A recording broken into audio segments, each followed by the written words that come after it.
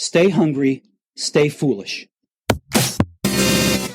Today's book brings to bear on some of the most powerful and helpful macro trends rippling through society today.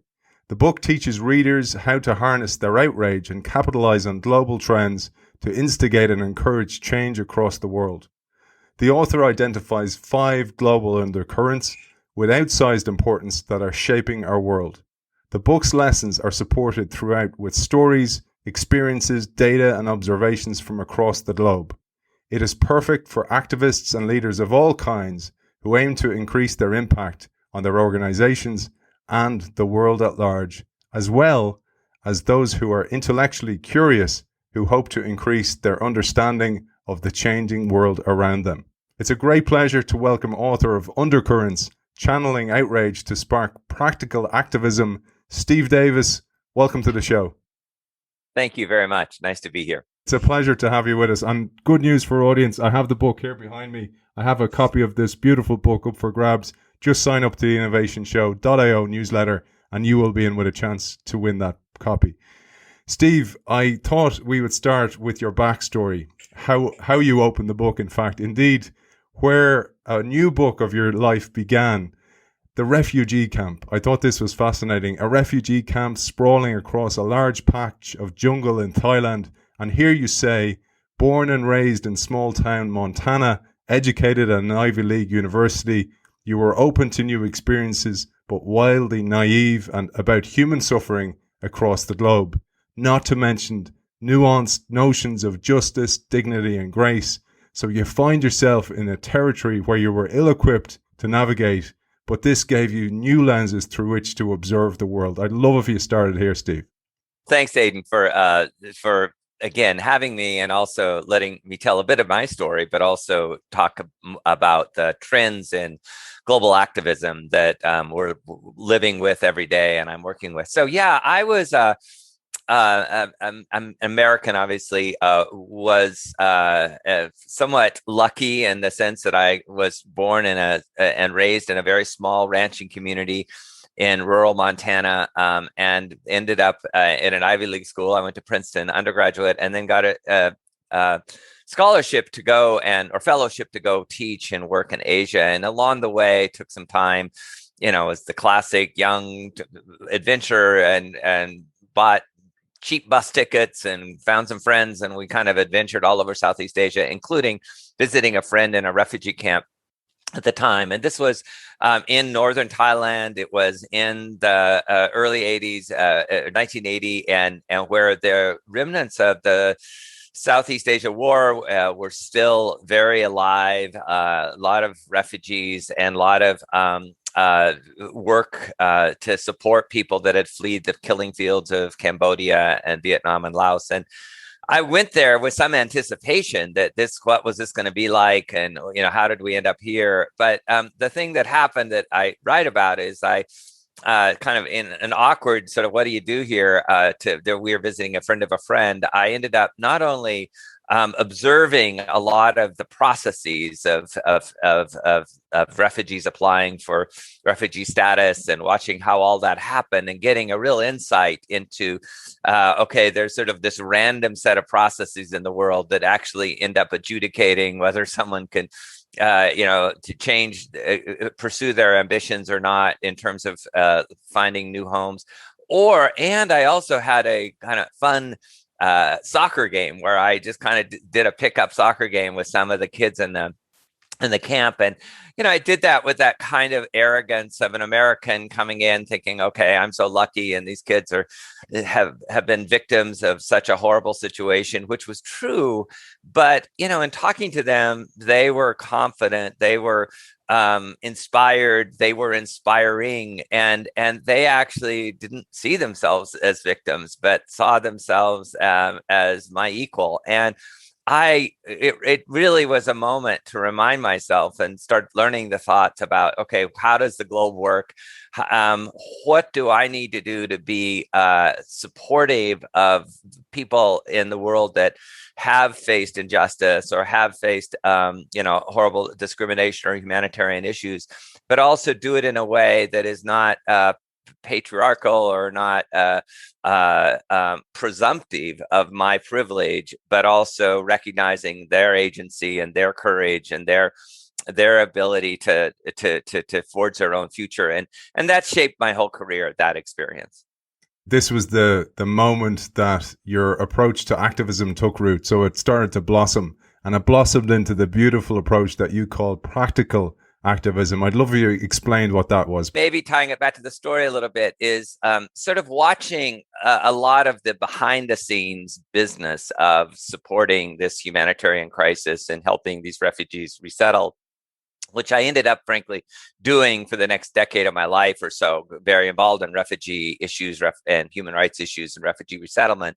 But what I observed there, that it, while there were sort of the highly visible champions of refugee rights, or the large, kind of Live Aid programs to support humanitarian crises, that a lot of the work of supporting, helping, and providing solutions is kind of the modest, invisible, and what I end up calling practical work of activism. So one of the things that I have observed over the last 40 years of being involved in a lot of social activism and a lot of issues is that we have oriented a lot towards celebrity activism. And that's good. They bring attention to an issue. They usually bring money to an issue. And so we celebrate, the celebrity philanthropists, the celebrity social entrepreneurs, and they are doing great things, or the people that are making a lot of voice in the streets, which again, I say in the book is super important as part of our the advocacy for social change. But what I observed there, and I have observed ever since, is that actually a lot of the real work lies in this sort of incremental business of slogging through social change, building teams, getting legislation passed, building capacity to support people. So I think that we need to start focusing more on what I call practical activists or practical activism, and giving more people the courage to get involved, even in small incremental ways, using skills they have or they might use in their day job toward social issues. And so I'm a big advocate of everybody has a role to play, and everybody can play a role, and it doesn't have to be, your life work, and it doesn't have to be highly visible, and it doesn't have to be highly kind of breakthrough innovation. It can just take some small steps, and we can keep changing the world. I love the way, Steve, you explain it and you describe it, and building from the community up and teaching a man to fish rather than fishing for them. And I thought that was a lovely way to think about what we talk about on the show a lot, which is innovation and change management within organizations. It's the same thing. It's giving people the tools to do it for themselves rather than bringing in the consultants and telling them how it's done, that they build that own capability. And I just wanted to plant that seed for those listeners who are listening to the show to hear it through those ears as well. But let's shift to the magnificent title. I love the title Undercurrents, which you tell us refers to the deep and mighty tides invisible to a person navigating on the surface of an ocean. Undercurrents do not always flow in the same direction as the waves on top. Indeed, sometimes these underwater channels can pull us backwards, but often they surge forwards, propelling the way the water drifts, or landscapes form, or social changes move. I loved what you said there. But what about undercurrents in the context of the book itself? I struggled with the title a bit because what I was really trying to get to, or what are these big mega trends in social activism that we should be aware of, and I decided that to kind of use a larger water metaphor, and so landed on undercurrents, which I've actually really enjoyed working within for the last year. Let me back up a bit on sort of why I wrote the book, and then that will explain a bit why I chose Undercurrents. Is I've been doing a lot of things, running a very large NGO. I teach at Stanford in the social innovation work. I've been involved in lots of social activism and corporate activism. I'm very involved in business and society issues too. And I've noticed over the last several years this sort of growing despair that, there's so much not working well in the world and so many issues. and people are beginning to be more paralyzed and outraged. And of course, part of it was written during the Trump years in the United States, but it was broader than that, the outrage and the, but people were like thinking that their approach to the outrage was either cynicism or negative, being negative, or, you like something on Facebook, which isn't really helping much. So I started thinking about that problem and recognizing that on the one hand, I could feel it and see it myself. But on the other hand, when I sort of looked at the facts and the data and the literature, that there's actually a lot of very positive trends that are happening in the world that we're either not paying attention to or have somehow got lost in the narrative. The fact that we've reduced child mortality and morbidity over the last 40 years by half in the world, or that fact is most people are living better than they did 10 years ago. And this set of trends, and that well documented, has sort of, we've lost the reality. And there's some great books on it. Factfulness, and some others are really establishing that set of data. But I thought, well, okay, so there are these underlying trends that are pretty powerful, and they are actually pulling us forward in a positive way. But we might, and for people to feel more confident, to get out of their paralysis and to channel their outrage, maybe they could be kind of riding one of these waves, if you will, and jumping on those. I've done that a few times in my own life, riding some waves. And so of social change that I've been a part of, but then that's actually propelled me forward. So I felt like describing some of these trends that I've seen or observed or studied would be maybe a useful way for people to build more optimism and build more confidence.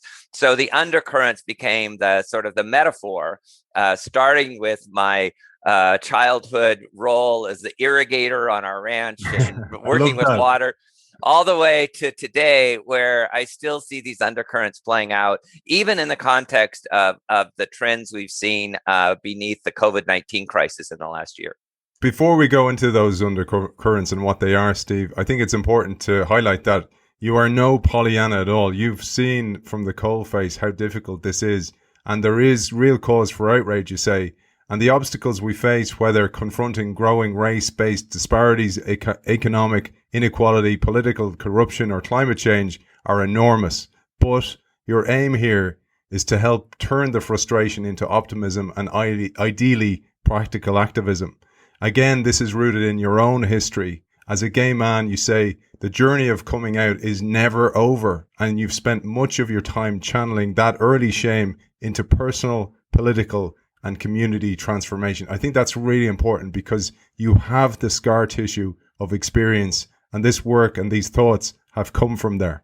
Thanks, Aidan. And yeah, I build, first of all, build the metaphor a bit around some of the undercurrents of my own personal life, and that journey, sort of setting up the idea, including the last 40 years, riding the wave or the current around the gay rights and gay activism and being active. I was also an early participant in the digital revolution and have been sort of engaged in that. I was an early person going to China way back in the 70s, and currently run the Bill and Melinda Gates Foundation's China office. So you can see that I've been writing that. Amazing change in the world, complicated and very politically charged, but nonetheless amazing. So those are the trends that I've actually been writing myself, or observing and engaging with myself, and so that actually gave me more sort of confidence about, okay, what are the emerging trends for the next generation? But they are trends that are not based in, like that you shouldn't be. I'm not making the argument at all that you shouldn't be outraged, or that that they're not real serious, complicated issues that some may even be existential if we're not smart. But hopefully, the collective wisdom, the collective energy, practical acts will help us mitigate their damage and continue this trend of the world getting, over time, with some back and forth over time, the arc of moral, it tends toward positive. The great Martin Luther King line I quote in the book, which is, the arc of the moral universe is long and bends in the right direction. You mentioned China there, Steve. You spent a lot of time over in China, and China's kind of got a bad rap in the West recently, and we tend to think of those countries as some way backward because of the way they used to be. They were underdeveloped. But you highlight about China. China is within reach of eliminating chronic poverty from its population of 1.5 billion people after fighting some 30 million cases of malaria and facing down more than 30,000 deaths each year. Through the mid-20th century, China is now on the verge of becoming declared malaria-free by the WHO. Who can ignore that type of progress, you say? We need to pay attention to that type of progress. This is good news throughout the world. But what can we learn from a country that has brought more people into the middle class faster than any other in human history? I think there's lessons in there, and I'd love if you'd share your thoughts. This is something I spend a lot of my time on currently, is how do we continue to work and collaborate with partners in China, whether that's, academic partners, NGOs, companies, governments, and how do we learn from China as well as help support China's own development efforts. Even since I wrote those words in that book, this year, China in 2021, China will be actually declared malaria-free by WHO in the next month. And now it's a little bit complicated, but President Xi of China has declared that their poverty alleviation program is fundamentally over because, the sort of people they haven't moved enough people out of dire poverty. Now, it's a little tricky, that one, because it all depends on your definition and it's highly political, but nonetheless, so you can sort of go down that rat hole of what do they really mean and are they being honest? But on the other hand, the bottom line is that there's been an enormous progress around combating acute poverty in China, and so I wouldn't say I'm certainly not Pollyannish, and I actually would even say I'm a very cautious optimist about China and in the world development today. We have, but I do think that we ignore China at our peril in any kind of work around development or global issues. I mean, we can't ignore China. It's will eventually be the largest economy by gross GDP, not GDP per capita, but probably by the end of this decade. Its innovation capabilities are immense. Its political commitments to other parts of the world are immense, as are ours, as are people in the UK or Ireland or the US. So I keep trying to figure out how we support China's efforts in a collaborative manner, but also not being. I've been trained as a human rights lawyer. My first publication was on the death penalty in China, so I'm certainly not taking this from a view that they're not serious issues that have to also be addressed in any of these conversations. But I'm actually think COVID will have despite the very complex discussions about the origins, will be eventually kind of a turning point, I think, in how we see China engage in the world, but also how China recognizes its own engagement within the bilateral and multilateral community. As we'll find out, COVID has been an accelerant for many of these undercurrents that you talked about. So let's dive into those undercurrents. You say each of the undercurrents discussed in the book represents a macro trend that you believe is vigorous, intractable, and generally positive for our collective pursuit of improving the world.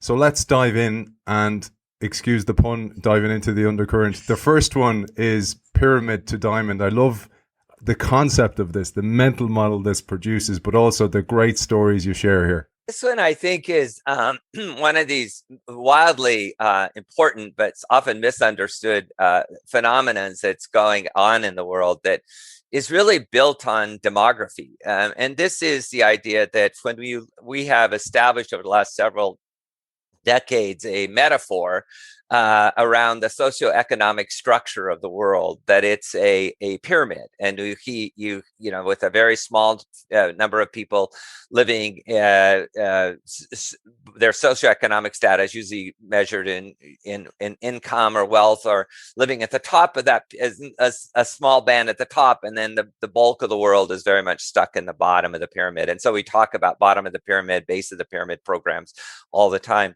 And that's been the way it's truly reflected in the way the world's been structured. But what's been dynamic in the last 10 to 15 years is the number of people that were moving from the bottom of that pyramid in acute poverty. And again, China has a lot to do with this, with the big numbers, but also India, Nigeria, Ethiopia, a lot of other parts of the world.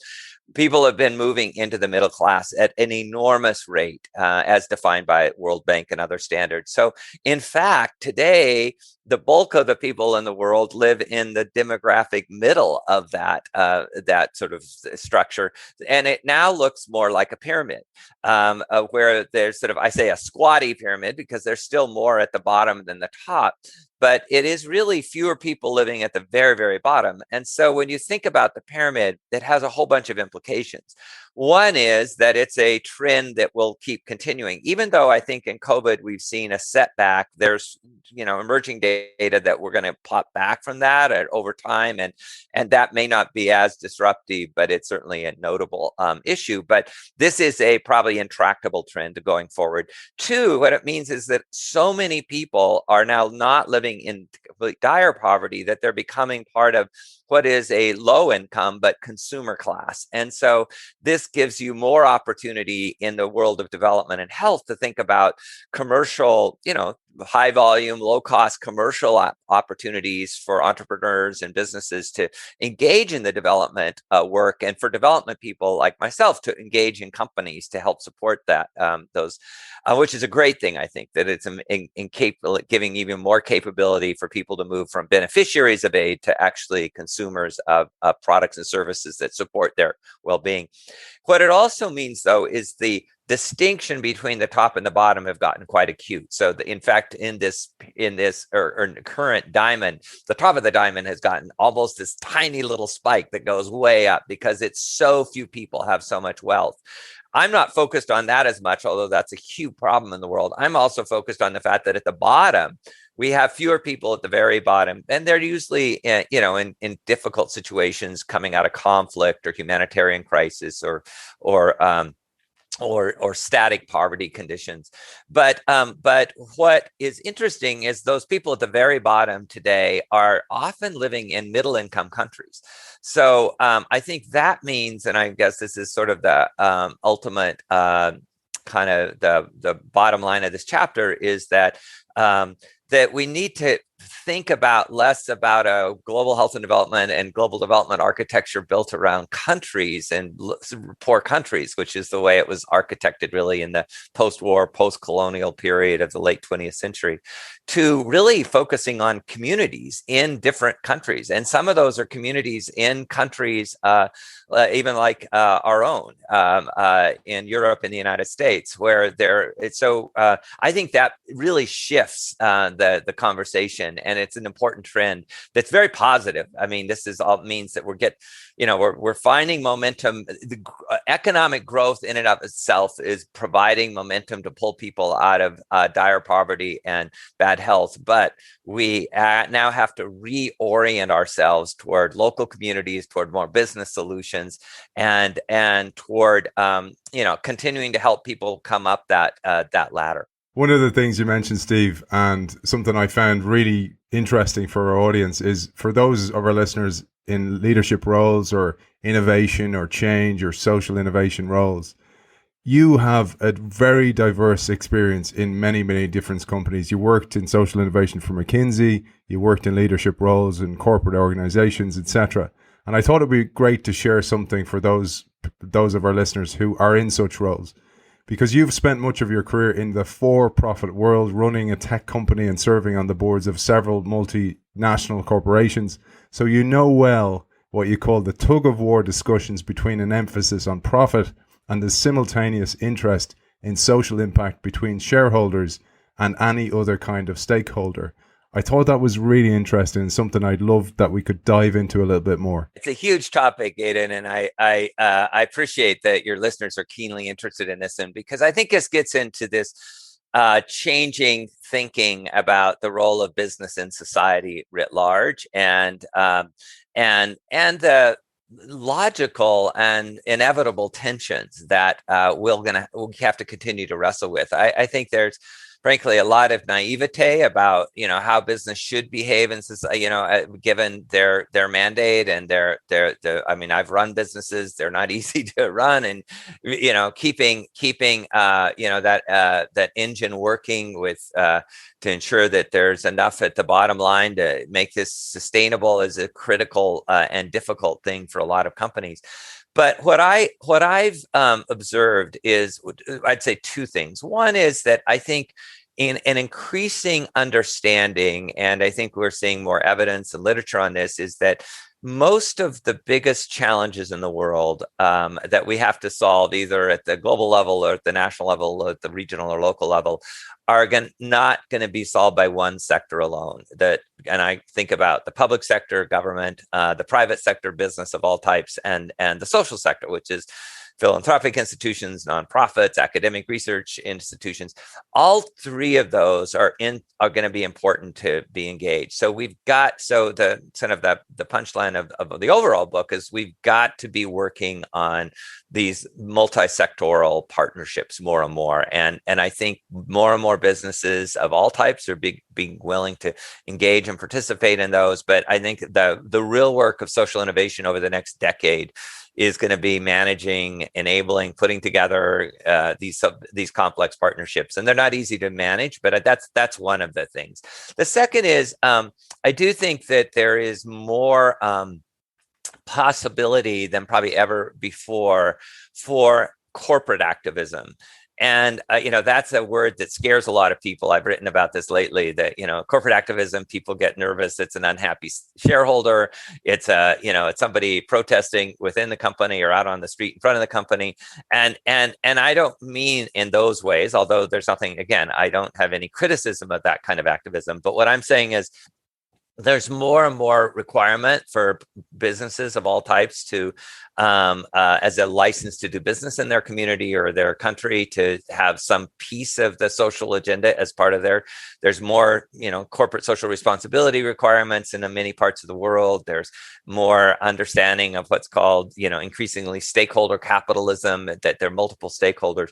So I think there's a very right moment for this that is part of this first pyramid to diamond trim, but is for more and more engagement, somewhat driven by the next generation of employees, somewhat driven by the social agenda. We've certainly seen it here in the United States, driven around the racial inequity issues and COVID, the sort of requirements of business to get hands-on on some of these emerging social issues in ways that we haven't seen before. So that's I think a very positive step, and I think there's ways that people can find employees or of companies can find ways more now than ever, whether it's supporting some philanthropic effort, using their role or skills at work to do certain things in the community, or just being a voice for their company. I think there are more and more opportunities for social activists in corporations in the future. One of the things I found so fascinating about the book was, if you think about the work and the places you worked, the work that you've done, a lot of those countries had to leapfrog technologies because they didn't have the infrastructure to do that. So they may have jumped straight to mobile, for example, mobile payments, whatever it might be, mobile lending. And I think there's huge lessons for established organizations in that, because if they look to those places that have leapfrogged their technology infrastructures, they can actually look to the future, but they can also change their own mindsets about how business can be done. And I love the examples you give throughout the book. The book is peppered with fantastic examples. One of them you talk about, and a great example of growing markets at the bottom of the pyramid, very evident in brilliant programs such as Africa's 1 Acre Fund, which offers $80 a bundle of services, including quality seeds, fertilizer, tutorials on modern agriculture techniques, and training on market fluctuations to small farmers on credit. I thought that was brilliant, because this is truly the spirit of enabling those people, giving them the capabilities to grow their own marketplaces. And then we're actually making money from that as well, but less, albeit, but also changing the world as a result. One Acre Fund is a great example. There are many like it, honestly, of more of these sort of entrepreneurial efforts that are figuring out packages of services or packages of products that are appropriate for those markets, affordable, often with sort of aggregated demand and other tools to get there. I mean, one of the fun things I get to do every year is as I mentioned, I have taught in the social innovation curriculum at Stanford. And in fact, I just finished my last week and for the year. And the number of ideas being percolated and generated around very much designing products and services for low resource communities, but with a view that they will be sustainable from a business perspective, because they will generate enough return to keep reinvesting in the product and service, which is critical. And addressing all sorts of issues, from ways to reach kids who have less access to education, to addressing simple problems that we don't think about often, but everything from getting better toilets around the world, or working on in some parts, to and making that a sustainable business, to designing products to address in COVID, mental health in communities that don't have access to mental health clinicians. I'm quite excited by that innovation, and we're really seeing it start to scale up. So I think that's actually important as well. You've made me jump ahead here, because you made me remember a great innovation that came, and where you were the enabler, your team were the enabler of this innovation, where it was using the condoms filled with water to stem bleeding. This was a fascinating story and a great case study in how you can harness the power of the crowd to build a very useful and meaningful product. This gets really down, and I know you've covered before, but this whole idea of human-centered design and how we need to spend more time in cracking some of these big problems. Now, watching and listening to focus and really focus where the innovation comes from the communities that need it, because more often than not, in my experience, and having spent a lot of time in rural Africa and rural Asia and in really dire communities of need, that someone has solved the problem but unfortunately in kind of an unsustainable or inadequate way, because they didn't have the resources or the tool to really make it work, but they figured it out. A wonderful story I always tell, in addition to the sort of the condom project, or this was actually called a uterine balloon tamponade, and it's really to prevent bleeding after birth, which is still a very few people in the rich countries die of that, but in poor countries it's still a high reason for maternal mortality.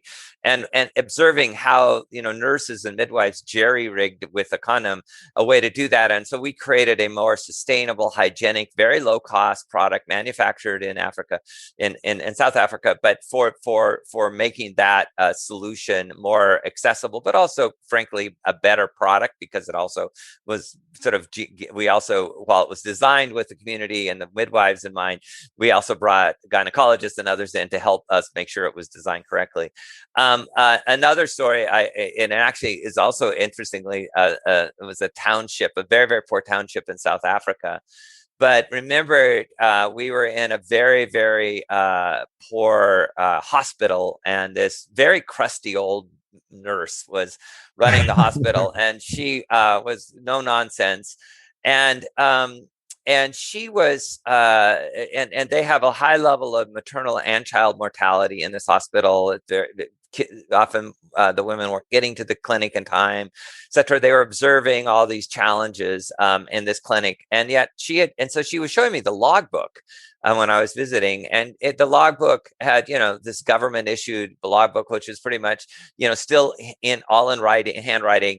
But it was, here's just 3 or 4 factoids about each patient. So you could see what she had done is drawn about 8 or 10 more lines by herself and was filling out more data on each of these women. And I said, well, why did you do that? She said, well, this is important information for me to know, but the government doesn't really care, so we usually don't record it. And so I said, well, why doesn't we help you take that idea to the government? And because she was actually innovating the data needs around taking care of women in this poor community that the government wasn't addressing. And so, long story short is her own innovation we could help translate into, frankly, over time, a change. And so all the government logbooks and now hopefully digitally and contain a lot more categories for data to manage services better. So I think, it's just a constant reminder of where innovation really comes from and how we need to listen to it and observe it, but also then think about how can we scale that up, or how can we make it more effective or efficient using some additional resources. And you've set me up beautifully here. It's not in sequence of the undercurrents, but you mentioned here that project, and that is moving to digital disruption and embracing digital disruption. And you say data and digital tools will continue to bring valuable new capabilities to our world, revolutionizing everything from healthcare to education to conservation. And I love the brilliant example you give of the disease tracking nerve center in the DRC. I'd love if you had told us about this. To your point, one of the 5 big undercurrents is that I include that I hope give people more optimism and opportunity for engaging in community activism is the digital revolution itself. And some people are like, well, why would you, this, like, it's been going on there's nothing new about it. Why are you mentioning it? It seems like kind of a duh. And I said, well, for 2 reasons. Number one, I think it's kind of a hidden current sometimes that's incredibly powerful, again, in this undercurrent idea. But also, the social sector has been a little slow to get the memo, honestly. I mean, so we need to put more energy there. And I think there's also a tendency in the social sector to talk a lot about the negative issues in the digital revolution, and there are. I mean, concerns about privacy, concerns about the digital divide, so my work is a lot now on how do we support addressing those. I co-chair the World Health Organization's Digital Health Technical Advisory Group. So, how do we actually address some of these policy and inequity issues? But my bottom line is net, it's incredibly positive trend, and we've got to learn how to mitigate some of these challenges. And I've seen it up front in communities around the world. So we do the organization PATH, which I used to run, and it's a large global health innovation group, NGO. But we've done a lot of work in very poor, very chronically corrupt. It's a very difficult country to work in, and a lot of political challenges, but in the Democratic Republic of Congo and Central Africa. And in the DRC, which is where the source of several of these outbreak diseases, not, specifically Ebola recently, have come from. So we helped, with the support of the US government and others, set up an emergency operations center. And, it's kind of rudimentary compared to what you would see in the CDC in Atlanta or something, but it was nonetheless a kind of a nerve, to your point, a nerve center for getting data from around the country so we can start tracking and tracing, outbreaks and responses. And so being there and watching how much, the big trick there is the measurement of success is from the time we observe an outbreak to the time from the time we think an outbreak started to the time we're able to actually observe it and do something about it.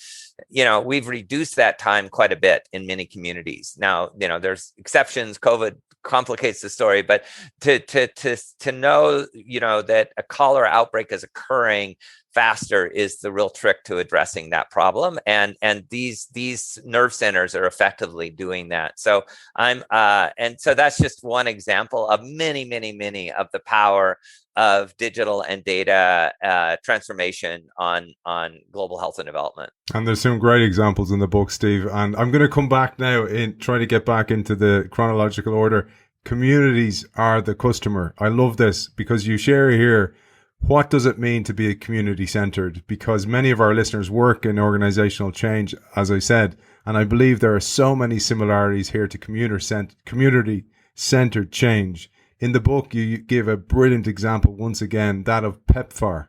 This was frankly the hardest chapter to write because I think it's going to be the hardest. I think it's happening. I think it is an actual megatrend that's very much happening, but it's going to come. The actual changes that it is provoking will be hard to deliver. So what I mean is, we have it gets back to what I was saying earlier, that we developed a lot of the social sector, and particularly the global health and development sector, but it's true in other areas as well, around the kind of a post-colonial, post-war world where, there were the winners and the losers, but there was also the haves and the have-nots, pretty much divided by the global north and global south at the time, words I don't usually use now, and so a lot of the interventions were very much outside in.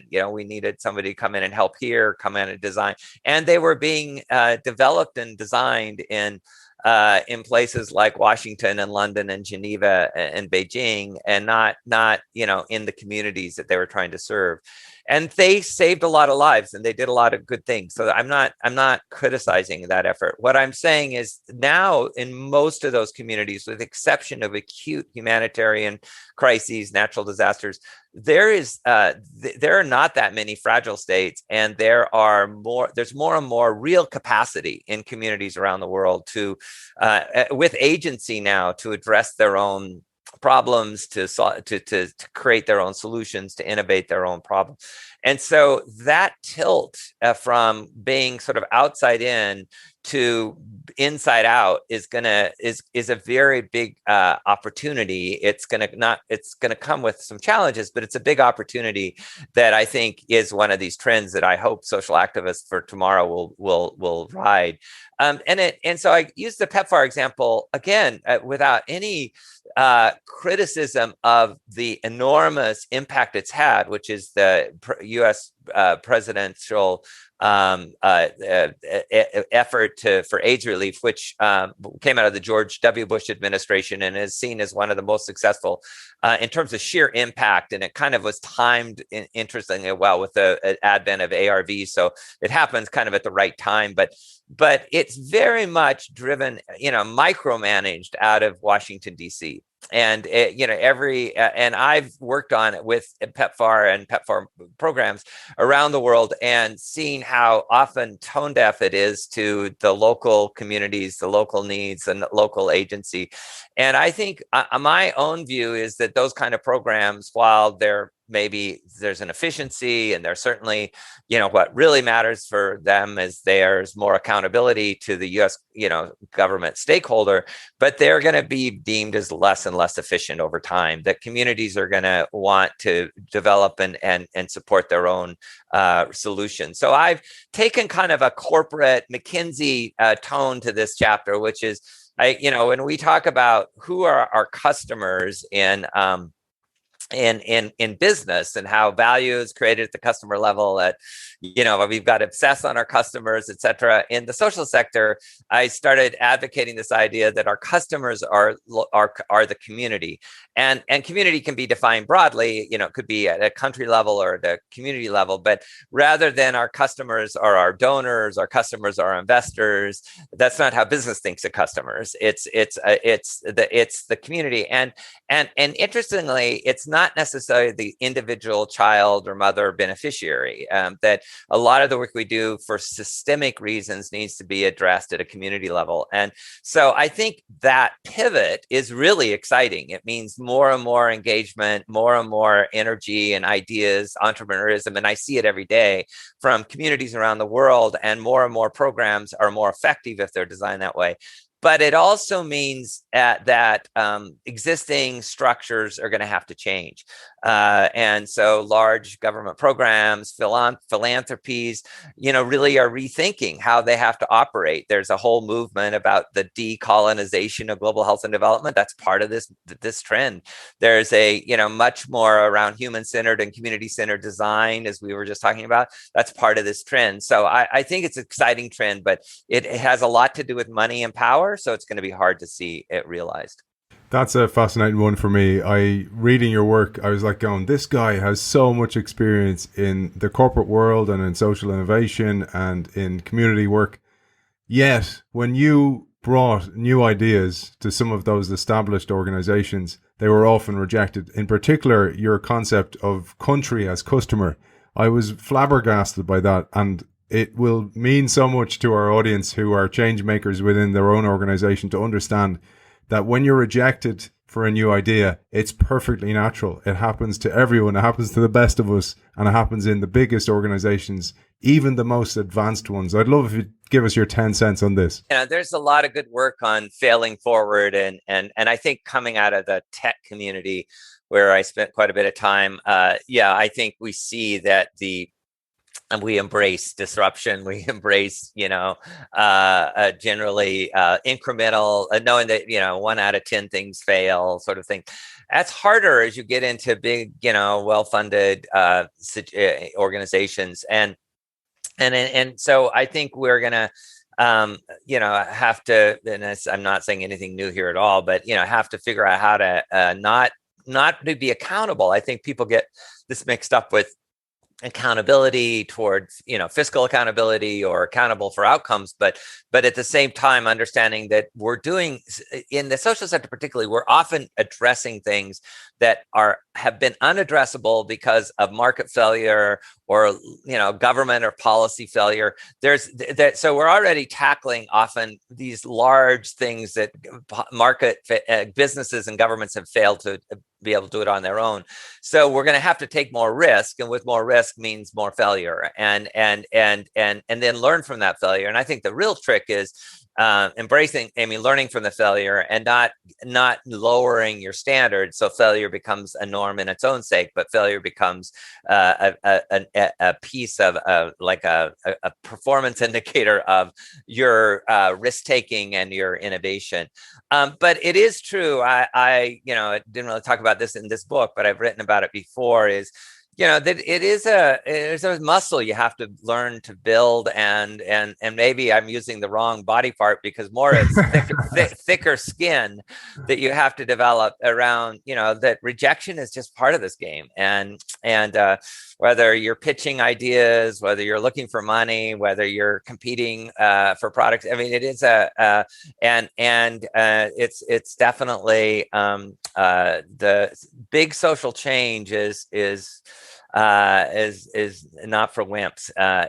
You gotta, and I remembered, I have a quote in my other office, but where it's that you don't see, you want to be liked and you want to be respected in order to build alliances and to create partnerships and to make the case for change. I mean, I do a lot of lobbying in governments around the world, and you got to go in and know how to play that game and appeal. But ultimately, a lot of the biggest social change does not happen because you made a lot of you make quite a few enemies to make a lot of change happen, or not enemies, but you make a lot of people uncomfortable. And I think that's one of the things change makers have to keep reminding themselves, that it's okay if you've made people uncomfortable. Brilliant, Steve. That'll mean a lot to so many people listening to the show. We've 2 more undercurrents, and I'd love to get through even at a top level. One, which will surprise so many, is that, surprise so many men in the Western world, because they think we're seeing more and more equity. But that's not the case at all. And I'll tee you up beautifully here with this wonderful quote by Winnie Byanyima, but I butchered her name, by Winnie Byanyima, who said, without women's equal access to positions of decision-making power and a clear process to get there, gender equality, global security, and peace will never be realized. You remind us that imbalances between the status of women and men stretch well beyond health indicators in poor countries. The World Economic Forum projects that globally it will take 99 years to achieve parity between the genders in political representation, workplace opportunities, and access to education. Women are 40% more likely to suffer severe injuries in car crashes, likely to because seat belts, and airbags are designed primarily by men, though it's hard to say for sure because no one has bothered to ever research why. I thought that spoke absolute volumes, and perhaps you'll give us your comments on this because you see this across the world, all over, Western world, Eastern world, everywhere. Thanks. And yeah, the third trend I talk about, which again, I think is one of those kind of on the surface, everybody sees it, but the larger undercurrent that's powering change is one I think deserves a lot more focus and attention, is what I talk about is the role of equity in community and social development and social activism. And obviously it's another one of these tricky ones because a lot of social activism is built around equity, like, whether it's civil rights work we've done around, like the work I was doing on gay rights or other things. But I do think we've reached a different moment again, where we're actually having a very conscious set of conversations, not just in, kind of privileged institutions in the global north, but around the world about what it means to truly develop equity as a principle. And so social activism will, I think, forever more be filtered through the lens of equity. And that's gender equity is what I wrote mainly about, but I think it also gets into racial equity, tribal issues. There's a variety of dimensions of this. And it goes without saying, many people, a lot smarter than I am, have been writing a lot about why and how this is coming about. Will it be sustainable, et cetera? But even in sort of social activism and community development, we have gone through a decade of issues, whether it's some of the challenges that the Charity Commission in the UK have seen with some of their local NGOs, or the impact of Black Lives Matter on US charities, or some of the decolonization discussions happening around the world, that we are no longer in a place where we're going to assume that the old rules apply, where people like me are in charge all the time and look like me are in charge all the time. And so I think this is another extraordinarily incredible trend, and it has all sorts of these ramifications. So yes, it's political at the top. It's about who's at the government table, who's at the leadership table, which is what Winnie who's an amazing leader, was writing about. But it also gets into even the more practical things that I actually like to focus on, like what data do we collect, and how do we develop the clinical trials, and who are we getting when we do these observations and human-centered observations? Are we really being conscious of not just gender balance, but have we thought about, different difficult to reach communities and how we're actually addressing them? So I think this is a very exciting field. I think we're just beginning to scratch the surface of what it means in the innovation community. The innovation community tends to still glamorize, the great things that white men around the world do, and a lot of the innovation community in the traditional sense is run by rich white men. So we're going to have a lot of work to do to change this. But I'm excited to and I'm spending a lot of my time trying to step back and help support people now in front of me who look very different than me, but also are brilliant and thinking about great ways to change the world. So I just think it's a great time for this.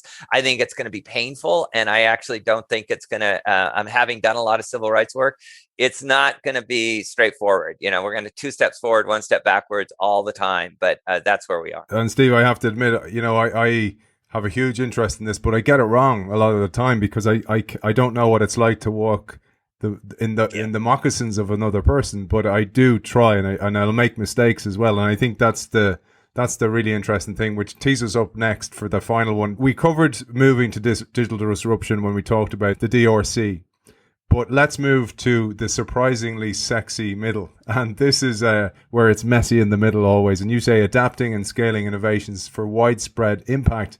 the complex middleware that has often been ignored as one of the less glamorous aspects of social change is becoming more and more important and surprisingly more sexy. I'd love if you took us through this as the final undercurrent. Thanks, Aidan. And I'm biased on this one because this is in fact what I specifically teach at Stanford. But yeah, I think that we've seen a lot of new energy. I mean, look at what your show is about, innovation and new ideas. A lot of investments into early stage startups, into even social impact design and we are doing a lot of good work celebrating and investing in social entrepreneurs. I mean, there's always need for more, but and we've also done some sort of focusing on the last mile. What I focus on is the journey between that garage and the last mile. And that is a long and complicated journey. And the data is astounding how many great ideas that have proven efficacy or proven impact are not getting to the number or the people that need them.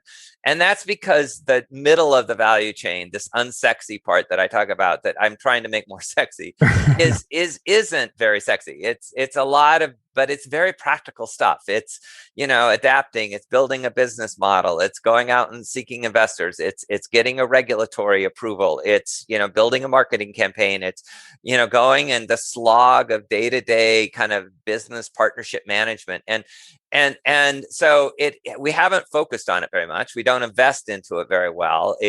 We see a lot of investments early and late stage and forget the middle and then wonder why we didn't make it.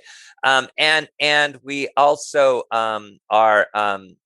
so with that, the reality, the interesting thing is there's suddenly, not so suddenly, but in the last decade, there's now been a lot more conversation. I mean, the SDGs, the Sustainable Development Goals alone are forcing more. If we're going to really make this stuff happen, which is going to be very hard, but how do we have to scale this stuff up, and we can't leave things in the lab or on the drawing table or just one or two pilots. So to do that, we're seeing a lot of donors and investors change their investment model to say,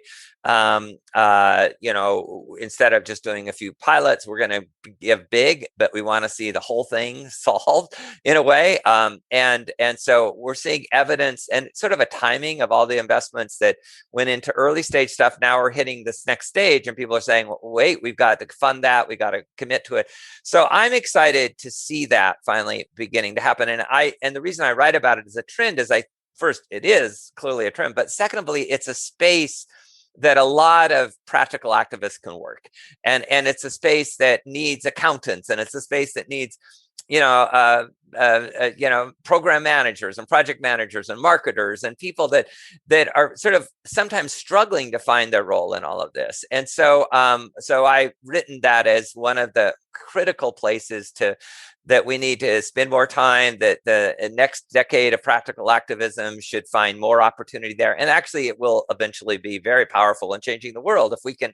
And we've seen some things happen. I mean, and COVID is its own story, but how quickly, I hope we learn from some of the lessons we've created. Now we have to address the inequities that we've seen in the vaccines, but we've done this remarkable job of not only in getting the vaccines developed, but getting them up to where they're getting delivered. I mean, it's an amazing story, and obviously done in a time of acute emergency. But what can we learn about scaling and from that we can apply to things in the future? I absolutely love the book, and I'm so happy to have a copy of the book up for grabs for anybody who signs up to the innovationshow.io newsletter, and you will be in a chance to win that book. Steve, I finished the show often with a quote that I love from the book. There were so many that I could have chosen from in your book, and I'm going to finish on that. But before I do, I just want to place this idea with you, that for you to finish today's show with your call for action